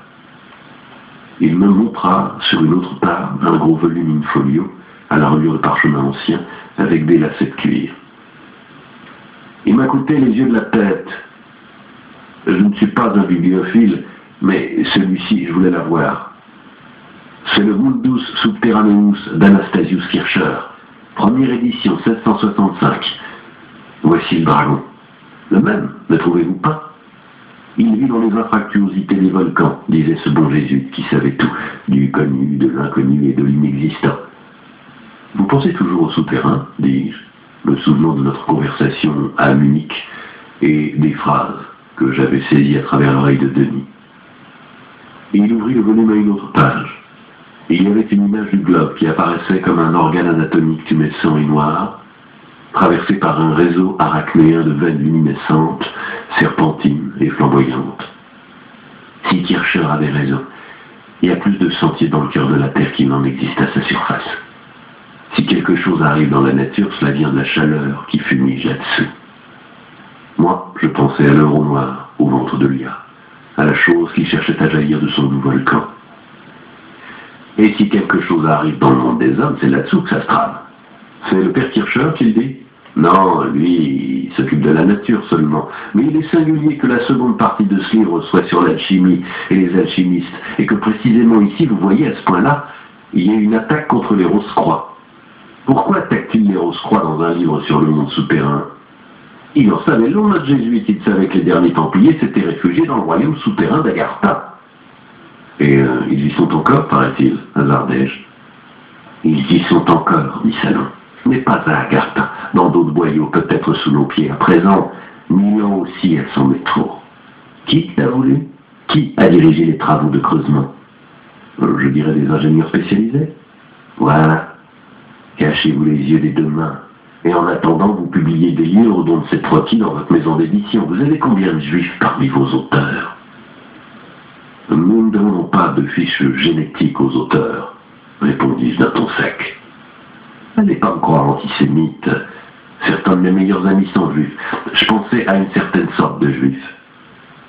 Lesquels? Je sais de quoi je veux parler. Il ouvrit son coffret. Voyez-vous, ajouta-t-il, je suis né à Moscou. Ce fut précisément en Russie, quand j'étais jeune, que parurent les documents secrets juifs, où l'on disait en lettres claires et nettes que, pour assujettir les gouvernements, il faut travailler dans le sous-sol. Écoutez. Il prit un petit carnet où il avait recopié à la main des citations. À cette époque, toutes les villes auront des chemins de fer métropolitains et des passages souterrains. C'est à partir d'eux que nous ferons sauter en l'air toutes les villes du monde. Protocole des anciens sages de Sion. Document numéro 9. Il me vint à l'esprit que la collection de vertèbres, la boîte remplie d'yeux, les pots qu'il tendait sur les armatures, tout cela venait d'un camp d'extermination. Mais non. J'avais affaire à un vieux nostalgique qui traînait avec lui des vieux souvenirs de l'antisémitisme russe. Si je comprends bien, il existe un conventicule de juifs, pas tous, qui complotent quelque chose. Mais pourquoi dans les souterrains? Ça me semble évident. Qui complote? S'il complote, complote dessous, pas à la lumière du jour. Tout le monde sait ça depuis la nuit des temps. La domination du monde signifie la domination de ce qui se trouve dessous, des courants souterrains. Je me souviens d'une question d'Agrier dans son cabinet et des druidesses dans le Piémont qui évoquaient les courants telluriques. Pourquoi les Celtes creusaient-ils des sanctuaires dans le cœur de la terre, desservis par des galeries qui communiquaient avec un puits sacré, continuait Salon. Le puits s'enfonçait dans des couches radioactives, c'est connu. Comment est construite Glastonbury? Et il ne s'agit peut-être pas de l'île d'Avalon. D'où prend son origine le mythe du Graal? Et qui invente le Graal, si ce n'est un juif? De nouveau, le Graal. Bonté divine.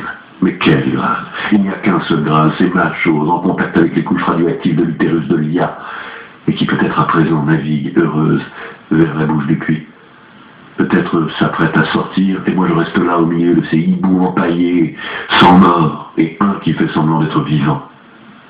Toutes les cathédrales sont construites là où les Celtes avaient leur menhir. Pourquoi plantaient-ils des pierres dans le sol, avec tout ce que cela leur coûtait de peine? Et pourquoi les Égyptiens se fatiguaient-ils tant à élever leurs pyramides? Justement, en peine, thermomètres, sondes, des aiguilles comme celles des médecins chinois plantées où le corps réagit, dans les points nodaux. Au centre de la Terre, il y a un noyau de fusion, quelque chose de semblable au Soleil, et même un véritable Soleil, autour duquel tourne quelque chose sur des trajectoires différentes. Des orbites de courant tellurique. Les Celtes savaient où ils étaient et comment les dominer.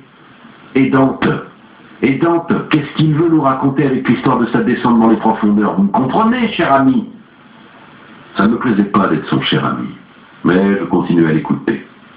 Julia, mon rébis planté comme Lucifer au centre du ventre de Lia.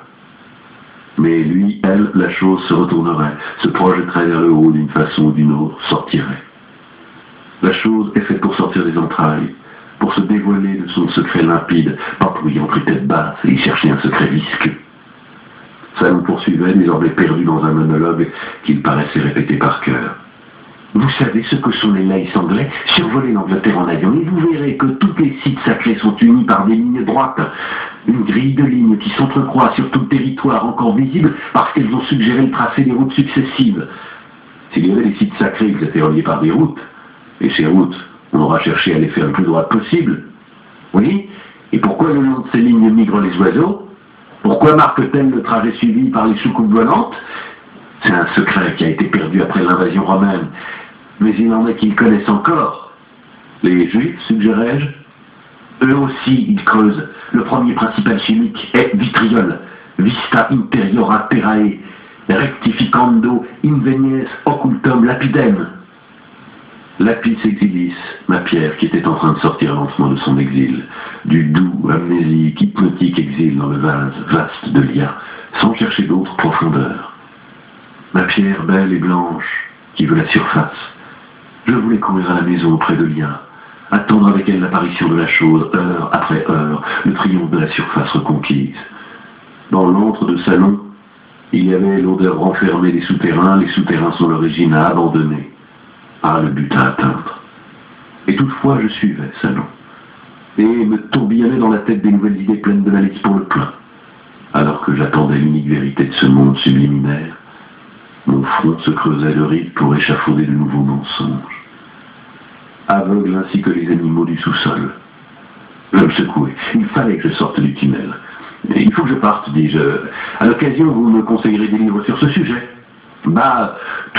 Tout ce qu'on a écrit sur ces histoires est faux, faux comme l'âme de Judas. Ce que je sais, je l'ai appris de mon père. Géologue? Oh, non, riait Salon. Non, vraiment pas. Mon père, il n'y a pas de quoi avoir honte, hein, de l'eau à couler sous les ponts. Travaillait dans l'Okrana, directement sous les ordres du chef, le légendaire Rakovski. Okrana, quelque chose comme le KGB. N'était-ce pas la police secrète tsariste? Et Rakovski, qui était-il? Qui avait un nom semblable? Bon Dieu, le mystérieux visitaire du colonel, le comte Rakovski. Non, alors, je me laissais surprendre par les coïncidences. Je n'empaillais pas les animaux morts, moi. J'engendrais des animaux vivants. Lorsque la blancheur survient à la matière. Je bredouillais une excuse en toute hâte, Je crois avoir dit, mon ami doit accoucher demain. Salomon me fit tous ses vœux avec l'air de n'avoir pas compris qui était le père. Je courus à la maison pour respirer le bon air. Lia n'était pas là. Sur la table de la cuisine, une feuille de papier. Mon amour, la poche des os s'est déchirée. Je ne t'ai pas trouvé au bureau, je file à la clinique en taxi. Rejoins-moi, je me sens seul. J'ai un moment de panique. C'est moi qui devais être là-bas à compter avec Lia. C'est moi qui devais me trouver au bureau. C'est moi qui aurais dû être facilement joignable. C'était ma faute. La chose mettrait, mornée. Lia mourrait avec elle. Salon les empaillerait l'une et l'autre. J'entrais dans la clinique comme si j'avais une labyrinthite. Demandais à qui n'était au courant de rien. Me trompais 2 fois de service. Je disais à tout le monde qu'on devait bien savoir où Lia était en train d'accoucher, et tout le monde me disait de me calmer, parce qu'ici tout le monde était en train d'accoucher. Enfin, je ne sais comment, je me trouvais dans une chambre. Lia était pâle, mais d'une pâleur de perle, et elle souriait. Quelqu'un lui avait relevé les mèches de ses cheveux, les enfermant dans un bonnet blanc. Pour la première fois, je voyais le front de Lia dans toute sa splendeur. À côté d'elle, il y avait la chose. « C'est Giulio, dit-elle. » Mon rebis. Je l'avais fait moi aussi.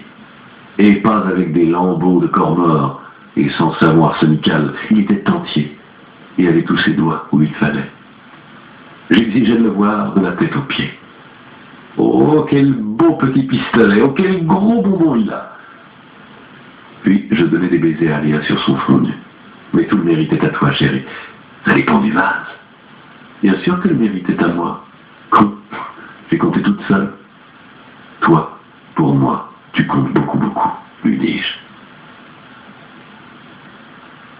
Il serait capable de faire sauter la surface de la planète. Je restais aux côtés de Lia même quand elle sortit de la clinique, car à peine à la maison, tandis qu'elle changeait les langes du petit, elle éclata en pleurs et dit qu'elle ne s'en tirera jamais. Quelqu'un m'expliqua ensuite que c'était normal. Après l'excitation pour la victoire de l'accouchement, survient le sentiment d'impuissance devant l'immensité de la tâche. Ces jours où je traînassais dans la maison en me sentant inutile, et en tout cas inapte à l'allaitement, je passais de longues heures à lire tout ce que j'avais pu trouver sur les courants telluriques. Au retour, j'en parlais à Aglier, et il eut un geste d'extrême ennui. De pauvres métaphores pour faire illusion au serpent Kundalini. Même la géomancie chinoise cherchait dans la terre les traces du dragon. Mais le serpent tellurique n'était là que pour signifier le serpent initiatique. La déesse repose en forme de serpent enroulé et dort son éternelle léthargie. Kundalini palpite doucement, palpite avec un léger sifflement et lie les corps pesants au corps subtil, comme un tournoiement ou un tourbillon dans l'eau, comme la moitié de la syllabe Om. Mais à quel secret renvoie le serpent? Au courant tellurique, au vrai. Mais que sont les vrais courants telluriques? Une grande métaphore cosmologique, et il renvoie au serpent. Au diable, Aglier, me dis-je. J'en sais plus que lui. Je relus mes notes à Belbo et à Diotalevi, et nous n'eûmes plus de doute. Nous étions enfin en mesure de procurer aux Templiers un secret honorable. C'était la solution la plus économique, la plus élégante, et toutes les pièces de notre puzzle millénaire se mettaient en place. Donc, les Celtes n'ignoraient pas l'existence des courants telluriques.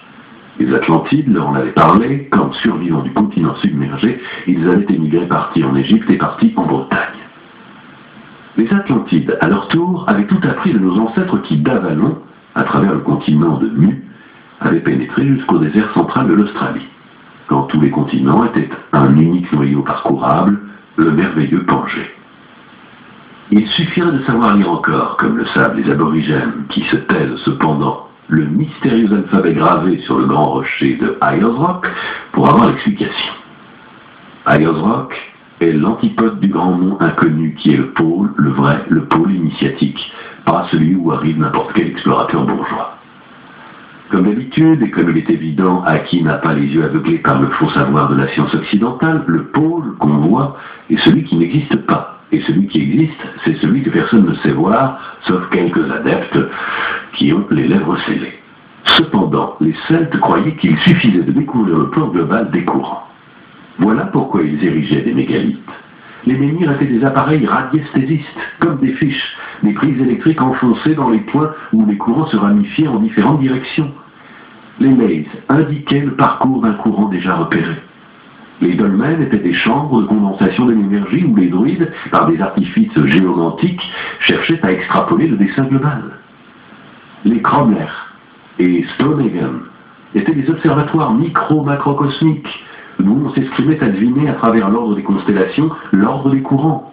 Car, ainsi que le veut la Tabula Smaragdina, ce qui se trouve dessus est isomorphe à ce qui se trouve dessous. Mais ce n'est pas là le problème, ou du moins, ce n'est pas le seul. L'autre aile de l'immigration atlantidienne l'avait compris. Les connaissances occultes des Égyptiens étaient passées d'Ernest Trismégiste à Moïse, lequel s'était bien gardé de les communiquer à ces gueux au gosier encore plein de manne, à qui il avait offert les 10 commandements, ce qu'au moins il pouvait comprendre. La vérité, qui est aristocratique, Moïse l'avait mise en chiffres dans le Pentateuque. C'est ce qu'avaient saisi les kabbalistes. Pensez, disais-je, tout était déjà écrit comme dans un livre ouvert, dans les mesures du temple de Salomon, et les gardiens du secret étaient les grosses croix qui constituaient la grande fraternité blanche, ou bien les Esséniens qui, on le sait, mettent Jésus au courant de leur secret, et voilà le motif sinon incompréhensible pourquoi Jésus est crucifié.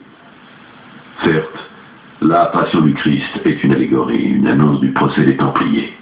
En effet, et Joseph d'Arimathie apporte ou reporte le secret de Jésus au pays des Celtes.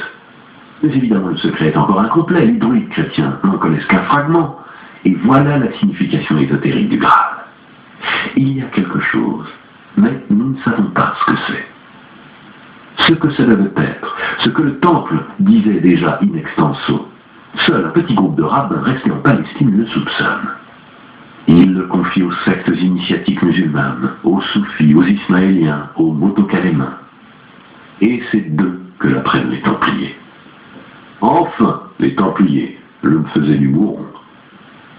Nous donnions des coups de pouce au plan qui, tel une glaise molle, obéissait à nos volontés fabulatrices. Les Templiers avaient découvert le secret durant ces nuits d'insomnie enlacées à leurs compagnons de sel, dans le désert où soufflait inexorable le Simoun. Ils l'avaient arraché morceau par morceau à ceux qui connaissaient les pouvoirs de concentration cosmique de la pierre noire de la Mecque, héritage des mages babyloniens. Parce qu'il était clair, à ce point, que la tour de Babel n'avait été rien d'autre que la tentative, hélas probative, et justement ratée à cause de la superbe des auteurs du projet, de construire le menhir le plus puissant de tous. Sauf que les architectes babyloniens avaient mal fait leur compte, car selon la démonstration du père Kircher, si la tour avait atteint son sommet, par son poids excessif, elle aurait fait tourner de 90 degrés et peut-être davantage l'axe terrestre. Et notre pauvre globe se serait trouvé avec, au lieu d'une couronne étiphalique qui pointait érectile vers le haut, un appendice stérile, une mantula amolie, une queue simiesque qui balait vers le bas, une Shekinah perdue dans les abysses vertigineux d'un Malkout antarctique, flasque hiéroglyphe pour pingouin. Mais en somme, quel est le secret découvert par les Templiers? Du calme, nous y arrivons. Il a fallu 7 jours pour faire le monde. Essayons. La Terre est un corps magnétique. Nous essayâmes et nous y arrivâmes. La Terre est un grand aimant, et la force et la direction de ses courants sont aussi déterminées par l'influence des sphères célestes, par les cycles saisonniers, par la précession des équinoxes, par les cycles cosmiques. C'est pour cela que le système des courants est changeant. Mais il doit se mouvoir comme les cheveux, qui, bien que poussant sur toute la calotte du crâne, semblent mettre en spirale d'un point placé sur la nuque, là où justement ils sont le plus rebelles au peigne. Ce point identifié, la station la plus puissante placée sur ce point, on pourrait dominer, diriger, commander tous les flux telluriques de la planète. Les Templiers avaient compris que le secret ne consistait pas seulement à avoir la carte globale du monde, mais à connaître le point critique, l'omphalos, l'ombilicus telluris, le centre du monde, l'origine du commandement. Toute la fabulation alchimique, la descente chtonienne de l'œuvre au noir, la décharge électrique de l'œuvre au blanc, n'était que symbole, transparent pour les initiés, de cette auscultation centenaire dont l'opération finale aurait dû être l'œuvre au rouge, la connaissance globale, la domination fulgurante du système planétaire des courants.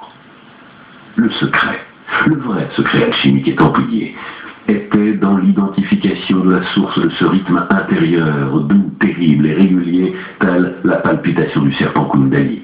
encore inconnu dans nombre de ses aspects, mais certes réglé comme une horloge de l'unique, véritable pierre qui jamais fut tombée en exil du ciel, la grande mère Terre.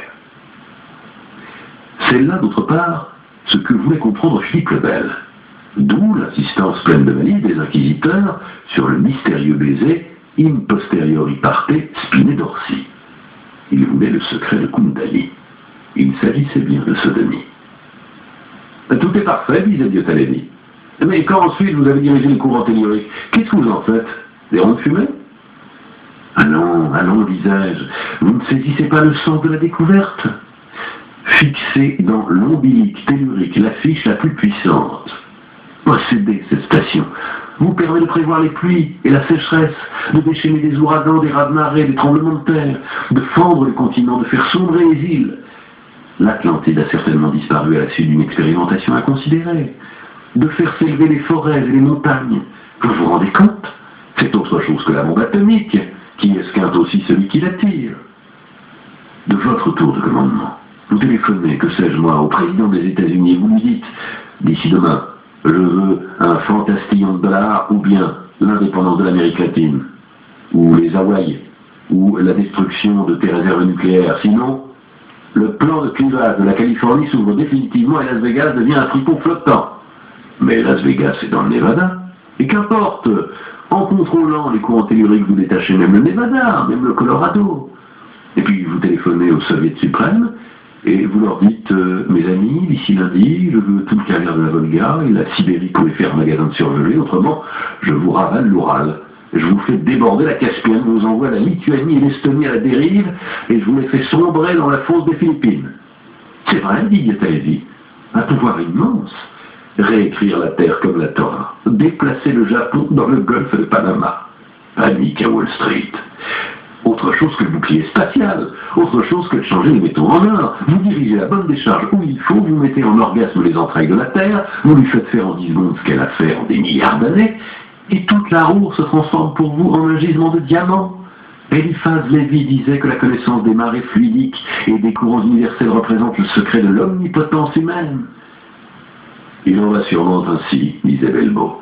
C'est comme transformer la Terre entière en une chambre organique. De toute évidence, Reich était certainement un templier. Ils l'étaient tous, sauf nous.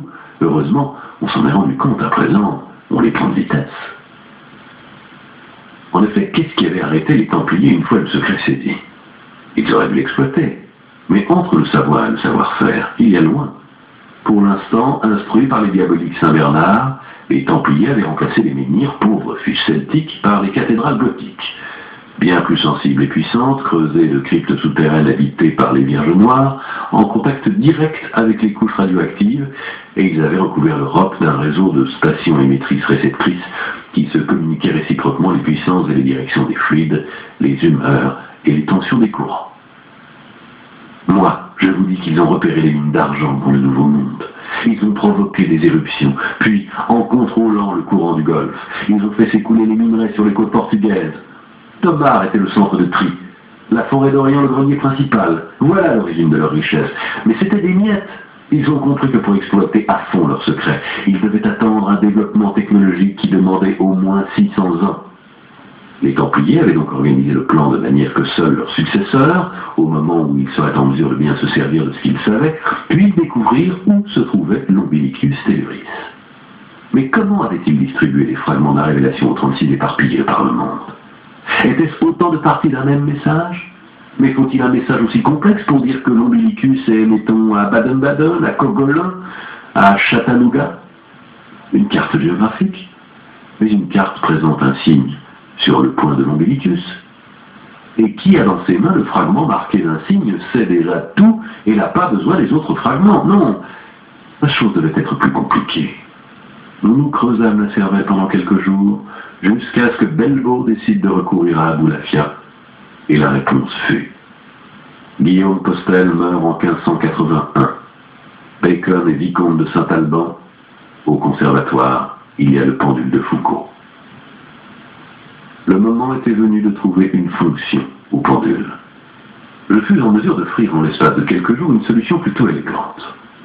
Un diabolique nous avait proposé un texte sur le secret hermétique des cathédrales. Un jour, selon notre auteur, les constructeurs de Chartres avaient laissé un fil à plomb suspendu à une clé de voûte, et ils en avaient facilement déduit la rotation de la Terre. Voilà la raison du procès à Galilée, avait observé Diotallevi. L'Église avait subordonné en lieu de Templiers. Non, avait dit Belbo, les cardinaux qui avaient condamné Galilée étaient des adeptes templiers infiltrés à Rome, qui s'étaient hâtés de fermer la bouche aux maudits toscans, templiers félons, qui étaient sur le point de tout crier sur les toits par vanité, avec 400 ans d'avance par rapport à la date de l'échéance du plein. En tout cas, cette découverte expliquait pourquoi, sous le pendule, ces maîtres maçons avaient tracé un labyrinthe, image stylisée du système des courants souterrains. Nous cherchâmes une image du labyrinthe de Chartres. Une horloge solaire, une rose des vents, un système veineux, une trace baveuse des mouvements somnolents du serpent, une carte globale des courants. Bien, mettons que les Templiers se servaient du pendule pour indiquer l'ombilicus. Au lieu du labyrinthe, qui reste malgré tout un schéma abstrait, vous placez sur le pavement une carte du monde et vous dites, mettons, que le point désigné par le bec du pendule à une heure donnée est celui où se trouve l'ombilicus. Mais où? Le lieu est hors de doute. C'est Saint-Martin-des-Champs, le refuge. Oui, ergotait Belbo. Mais mettons qu'à minuit, le pendule oscille le long d'un axe. Je dis au hasard, Copenhagen, Cape Town. Où se trouve l'ombilicus? Au Danemark ou en Afrique du Sud? Bonne observation, dis-je. Mais notre diabolique raconte aussi qu'à Chartres, il y a une fissure dans un vitrail du cœur, et qu'à une heure donnée du jour, un rayon du soleil pénètre par la fissure et va toujours illuminer le même point, toujours la même pierre du pavement.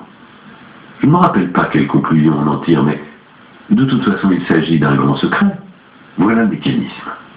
Dans le cœur de Saint-Martin, il y a une fenêtre avec une écaillure à l'endroit où deux verres colorés ou des polis sont réunis par la résille de plomb. Ça a été calculé au millimètre. Et probablement depuis 600 ans, il y a quelqu'un qui se donne la peine de veiller à ce que tout reste en l'état initial. Au lever du soleil, d'un jour bien déterminé de l'année, il ne peut être que l'aube du 24 juin, le jour de la Saint-Jean, fête du solstice d'été. Voilà, ce jour-là, et à cette heure-là, le premier rayon du soleil qui pénètre par la fenêtre tape sur le pendule, et là où le pendule se trouve au moment où il est touché par le rayon, en ce point précis de la carte, il y a l'ombilicus. Parfait, dit Belbo. Mais si le temps est nuageux, on attend l'année suivante. Pardon, dit Belbo. La dernière rencontre est à Jérusalem. Ne serait-ce pas au sommet de la coupole de la mosquée d'Omar que devrait être accroché le pendule? Non, le convainquis-je. En certains points du globe, le pendule accomplit son cycle en 36 heures. Au pôle Nord, il mettrait 24 heures. À l'équateur, le plan d'oscillation resterait toujours fixe. Donc, le lieu compte. Si les Templiers ont fait leur découverte à Saint-Martin, leur calcul ne vaut que pour Paris, parce qu'en Palestine, le pendule indiquerait une courbe différente. Et qui nous dit qu'ils ont fait la découverte à Saint-Martin? Le fait qu'ils ont choisi Saint-Martin comme leur refuge, que du prieur de Saint-Alban Apostel à la Convention, ils l'ont gardé sous contrôle, qu'après les premières expérimentations de Foucault, ils l'ont fait placer là-bas, il y a trop d'indices. Mais la dernière rencontre est à Jérusalem. Eh bien, à Jérusalem, on recompose le message. Mais ça n'est pas une affaire qu'on expédie en 2 temps 3 mouvements. Après quoi, on se prépare pendant une année. Et le 23 juin suivant, les 6 groupes au complet se rencontrent à Paris pour savoir enfin où est l'ombilicus, et puis se mettre au travail pour conquérir le monde. Cependant, insista Belbo, il y a autre chose qui cloche à mon avis. Que la révélation finale concerne l'ombilicus, tous les 36 le savaient. On se servait déjà du pendule dans les cathédrales, ce n'est donc pas un secret. Qu'est-ce qui aurait pu empêcher Bacon ou Postel ou Foucault soi-même? Car certainement s'il a montré la turlutaine du pendule, c'est parce qu'il faisait partie de la clique lui aussi. Je disais, qu'est-ce qui aurait pu les empêcher, bon Dieu, de placer une carte du monde sur le pavement et de l'orienter selon les points cardinaux? Nous faisons fausse route. Nous ne faisons pas fausse route, dis-je. Le message indique une chose que personne ne pouvait savoir. Quelle carte utiliser?